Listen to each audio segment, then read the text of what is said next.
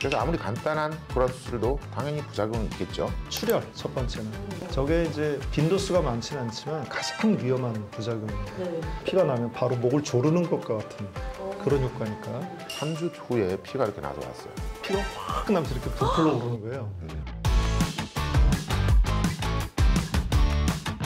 네, 안녕하세요. 갑상선 바로 알기 갑상선 브루스입니다.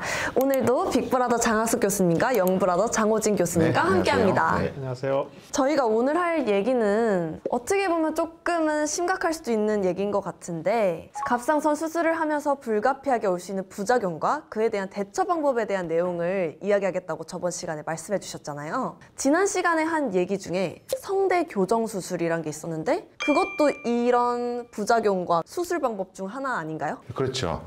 갑상선 수술을 할 때 가장 큰 문제 중에 하나가 목소리 변성인데요. 그래서 치료하는 방식 중에 한 가지가 이제 그 전 시간에 설명드렸던 필러라든지 이런 걸 갖다가 성대 쪽에 주입하는 방식, 그리고 성대신경과 성대신경을 이어주는 방식, 이런 방식이 있고, 오늘 할 이야기가 다 그런 내용은 아니기 때문에 하나의 예고편 정도로 생각해 주시면 되겠습니다. 여러 가지 다양한 부작용들과 치료 방법이 있나 봐요. 그럼 하나하나 이야기를 풀어가도록 할 텐데, 한동안 갑상선 수술을 좀 금기시하는 그런 분위기가 있었다고 전 들었거든요. 그때 주된 이유 중에 하나가 수술 안 했으면 그냥 편하게 잘 살았을 텐데 수술 괜히 해가지고 상처도 생기고 부작용도 있고 삶의 질만 나빠졌다, 이렇게 주장하는 게 있었던 것 같아요. 기억나시죠? 그렇죠. 그게 이제 그걸 주장하는 사람들의 그 주장했던 내용들이고, 괜히 수술했다는 그 말을 근거로 생각하면 갑상선 암으로 죽지 않는데 그래서 수술할 필요가 없다, 그런데 수술했다, 이런 게 되겠죠. 그쵸. 지난해 보여드렸던 이제 치료를 다시 한번 기억하시면 좋겠습니다. 미국에서 2017년 한 해 갑상선암으로 죽는 사망자 수가 2,000명이 넘는다는 것입니다. 우리나라 갑상선암 환자 숫자는 미국보다는 적죠. 그래서 이보다 사망률은 적겠죠. 하지만 무시 못할 수가 갑상선암으로 사망한다는 걸 알고 계셔야 되는 부분입니다. 안 죽는다는 게 아니란 거죠. 이렇게 죽는다는 거죠. 저도 이렇게 배우다 보니까 갑상선암이라고 하면 되게 쉽게 생각했었잖아요. 근데 제가 진짜 배우면 배울수록 정말 무시할 암이 아니라는 생각이 들어서, 그렇죠. 저런 전제들이 사실 말이 안 되는 얘기인 것 같다는 생각이 들어요. 우리가 좀 정확하게 알자, 그런 취지로 이걸 하고 있는 거니까 네. 그런 것들을 잘 알면 좋겠습니다. 뭐 사람들이 그렇게 되죠. 자기가 믿고 싶은 대로 믿고 그래서 듣는 것도 그런 식으로 그렇게 듣는 거죠. 그래서 제가 사실은 이제 수술 안 해야 된다 주장하는 사람들 반대편에서 엄청 싸우던 사람인데, 그래서 막 지쳐서 막 그런 말하기도 힘들고, 지금은 오히려 많은 분들이 오히려 더 잘 이 부분을 이해하도록 하는 게 오히려 더 뭐 그 사람들하고 싸울 필요도 없고요. 그런 이야기를 하는 게 좋겠다고 생각합니다. 그래서 저희가 이 방송을 하고 있다고 생각이 드는데, 장학숙 교수님 다시 화가 나시기 전에 본론으로 넘어가도록 할게요. 그럼 갑상선 수술 후 올 수 있는 부작용들에 대해서 설명을 해주세요. 자, 일단 수술이라고 하는 것은 우리가 자연스럽지 않은 상황을 인위적으로 만드는 행위라고 보시면 되겠죠. 그렇죠. 몸의 일부를 떼낸다거나 붙이는 것이 바로 수술인데, 그래서 아무리 간단한 그런 수술도 당연히 부작용이 있겠죠. 네, 그렇죠. 갑상선 수술은 먼저 원칙이 갑상선 조직을 안전한 거리를 확보해서 넓게 띄어내는 겁니다. 그래서 주변의 림프절을 청소하기도 하고요. 그렇기 때문에 수술 후 상태가 이렇게 되는데, 왼쪽을 보면 갑상선 수술만 한 경우 하얗게 보이는 기도가 보이실 거예요. 정중앙에. 그 옆에 보이실지 모르겠지만 흰색 선이 올라가는데 그게 목소리 신경, 목소리를 내게 하는 성대 신경입니다. 그리고 여기서는 보이진 않지만 부갑상선도 갑상선 조직을 떼고 난 다음에 부갑상선 살려야 되는 거니까 지금 여기서는 보이진 않는 것 같아요. 이런 과정에서 모든 조직이 더 손상받을 수 있는 가능성은 있겠죠. 그리고 오른쪽 사진은 저번에도 설명드렸듯이 측경부 임파선 청소술을 한 사진인데요. 경정맥, 경동맥, 그리고 미주신경 등 주요한 장기들이 다 보여요. 지금 저 주변에 임파선들이 다 붙어 있는 건데, 저걸 깨끗하게 정상적인 조직만 남기고 다 청소하는 거죠. 이게 뭔가 목이니까 더 위험하다는 생각이 들어요. 이렇게 관련된 중요한 구조들이 굉장히 많잖아요. 그러니까 뭔가 부작용도 정말 다양할 것 같은데, 어떤 부작용들이 있나요?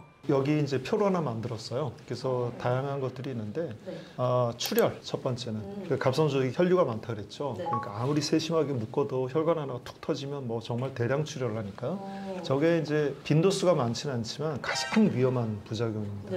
피가 나면 바로 목을 조르는 것과 같은 그런 효과니까. 그 다음 이제 중요한 게 목소리 신경 손상이 와서 목소리가 변성이 온다 이런 거죠. 근데 이제 변성이 오지 않더라도, 그러니까 이렇게 손상이 있지 않더라도 일시적으로는 목소리가 좀 변하긴 하는데 그거는 이제 일시적인 현상이고요. 나중에 이제 손상이 오면 영구적으로 손상이 오는데 빈도는 그렇게 높지는 않지만 중요한 부작용이죠. 그 다음으로는 갑상선 뒤에 있는 부갑상선이 아무리 우리가 보존하려고 애를 써도 혈류가 나빠지니까 기능 저하는 꽤 많은 빈도가 있습니다. 그 지난번에 우리가 역사 부분에서 다룰 때 쥐가 나고 경직이 되는 그 정도로 되기는 그렇게 많지는 않은데 어쨌든 그 영구적인 기능 저하도 꽤 있는 편인 거죠. 그 다음에 이제 여기 이제 어쨌든 흉터 조직이 유착이 오면서 여러 가지 감각도 이상하고 이런 것들이 이제 올 수가 있는 겁니다. 뭔가 오늘 하루 종일 얘기를 나눠봐야 되는데 양이 전 더 많을 거라고 생각했었거든요. 근데 생각보다 적은 것 같아요. 하나하나 다 중요하기 때문에 설명을 좀 해드릴게요. 처음 이야기할 게 이제 출혈인데 출혈은 정말 위험한 부작용이죠. 수술을 하고 회복이 잘 되고 있는데 병실로 올라간 환자가 이렇게 목이 이렇게 부풀어 오는 상태가 되는 겁니다. 오른쪽 사진은 피멍이 든 사진이고요. 갑상선 조직은 혈관이 아주 많고 혈류량도 풍부한 그런 편이라서 아주 조심을 하는데 이런 경우가 1년이면 한 2명 정도 발생한다고 보시면 돼요. 빈도는 정말 낮지만 이거는 생명에 직결되는 아주 위험한 상태가 되는 거죠. 그림에서 보시면은 근육층하고 까맣게 보이는 식도, 기도 이쪽 사이에 공간이 있어야 되는데 저기 이제 전부 다 피가 차 있는 거죠. 그렇게 되면 자연스럽게 목을 조르는 효과, 그러면 굉장히 위험한 상태가 됩니다.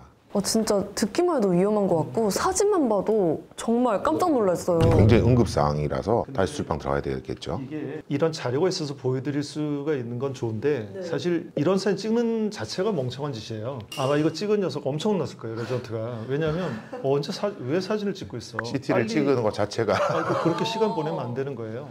빨리 상처를 열고 피를 밖으로 내보내서 이 압박을 제거해줘야죠. 언제 저 아마 엄청 혼났을 거야. 그 레전트나 뭐 인턴이나 그들이 아마 개박살 났을 건데. 누군지는 모르겠는데 그래도 이렇게 자료를 남겨줬으니까. 하지만 땡스 투 그분 그래서 저희가 자료를 볼 수 있으니까요.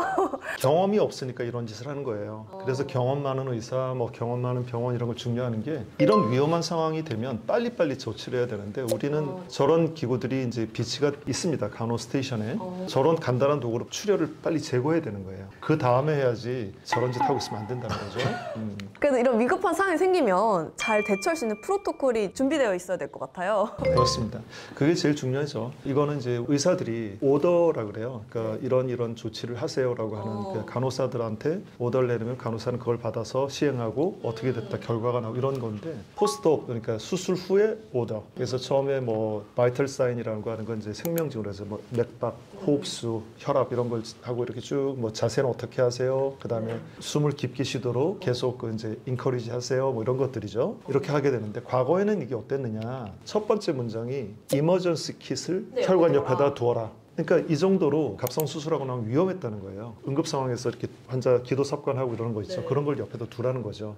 요새는 그런 걸 안 하지만 옛날엔 저 정도로 위험했다는 이야기입니다. 예전에 저 정도로 위험했다고 하시면 장은석 교수님이 레지던트일 시절에는 저 과거 문구대로 했었던 건가요? 그렇습니다. 그때 이제 우리 선생님은 이제 박정수 교수님이었는데요. 박정수님만큼 수술 잘하시는 분도 없거든요. 그럼에도 불구하고 저랬다는 거죠. 지금 요즘은 이런 위험이 많이 줄어서 없어진 건가요? 요즘은 장비들이 많이 발전을 했죠. 모든 혈관을 이제 다 실로 묶어야 했던 과거에 비해서 수술 시간도 많이 단축되고 안전도도 많이 증진되었습니다. 하지만 요즘이라고 이런 일이 없는 건 아니에요. 수술하는 동안 외과 의사들은 집중하게 되고 또 집중하게 되는데 그리고 수술 후에도 집에 가서도 편히 잠을 자는 의사는 별로 없을 거예요. 아무래도 갑자기 전화가 오면 그렇죠. 가야 되니까. 수술한 날은 그 어떤 응급 상황이 어떻게 벌어질지 아무도 예측을 못하기 때문에 그건 아무도 그렇게 편히 두 발 뻗고 자지 못합니다. 사실 이렇게 수술한 날 밤에 병원에서 전화 오면 깜짝 놀래요. 그렇죠. 근데 이제 우리 갑상선 쪽은 수술방에서 최선을 다해서 잘 조심하고 하루만 딱 지나면 사실 이런 더 위험한 일 없거든요. 그래서 진짜 거의 없다 이렇게 보는 거죠. 거의 없다라고 말씀을 하시니까 또 거의는 almost니까 완전히 없다 이건 아니잖아요. 어떤 게 있는 거죠? 끝까지 잘 들어보셔야 되는데 그래서 가장 안전한 거 그냥 그날 저녁에 피가 안 나고 했다면 가장 안전한데 딜레이드 블리딩이라고 특수한 상황이 있을 수 있습니다. 이건 이제 저도 펠로 때 경험했던 일인데 광범위한 수술하는 분들 중에 이제 3주 후에 피가 이렇게 나서 왔어요. 3주 후에요? 우리가 한 달 동안 수술하고 한 달 동안 무거운 물건 들지 마세요라고 했는데 이분이 이제 무거운 물건을 굉장히 막 나르고 이게 목에 힘을 주다가 갑자기 묶어놨던 혈관이 툭 터진 거죠. 그래서 그때 굉장히 응급상황으로 이제 수술 들어갔던 기억이 납니다. 보통 환자들이 그런 이야기를 해요. 딱 이렇게 했는데 뭐가 여기서 뚝 하더라는 거죠. 그래서 피가 확 나면서 이렇게 부풀러 오르는 거예요. 그러니까 대부분 뚝 소리가 나서. 난대요. 아. 그게 이제 묶어놨던 혈관이 뚝 하고 끊어집니다. 그 순간에. 아우. 굉장히 위험하죠. 그래서 여자들이 많으니까 우리는 애기 이렇게 앉잖아요. 가장 무거운 물건이 애기예요. 네. 그렇죠. 애들 앉지 말라 그래요. 적어도 한 달 동안 이렇게 들지 말라고. 좋은데요?